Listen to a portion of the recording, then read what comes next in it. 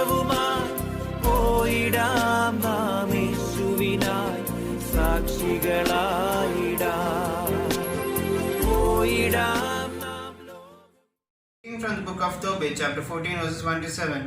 So ended Tobit's words of praise. Tobit died in peace when he was 112 years old, and was buried with great honor in Nineveh. He was 62 years old when he lost his eyesight, and after regaining it, he lived in prosperity, giving alms and continuing blessing God and acknowledging God's majesty. When he was about to die, he called his sons Tobias and 7 sons of Tobias, and gave this command, "My son, take your children and hurry off to Media, for I believe the word of God that Nahum spoke about Nineveh, that all these things will take place and overtake Assyria and Nineveh. Indeed, everything that was spoken by the prophets of Israel, whom God sent, will occur. None of all this their words will fail, but all this will come true at their appointed times. So it will be safer in Media than in Assyria and Babylon. For I know and believe that whatever God has said will be fulfilled and will come true. Not a single word of the prophecies will fail.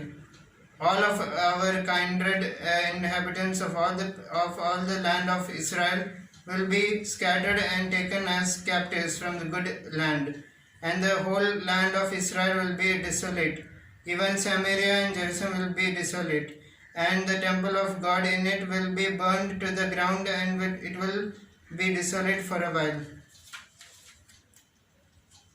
But God will come again, have mercy on them, and God will bring them back into the land of Israel, and they will rebuild the temple of God, but not like the first one, until the period when the times of fulfillment shall come.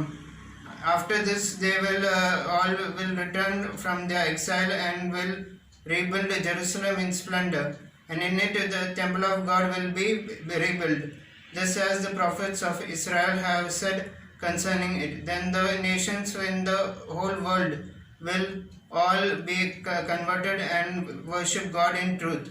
They will abandon their idols, which deceitfully have led them into the errors, and in righteousness they will praise and the eternal God.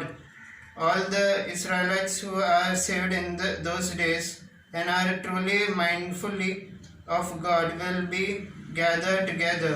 They will go to Jerusalem and live in safety forever in the land of Abraham, and it will be given power to them. Those who sincerely love God will rejoice, but those who commit sin and injustice will vanish from all the earth. So now, my children, I command you, serve God faithfully and do what is pleasing in His sight. Your children are also to be commanded to do what is right and to give alms and to them be mindful of God and to bless Him with their strength. So now, my son, leave Nineveh. Do not remain here.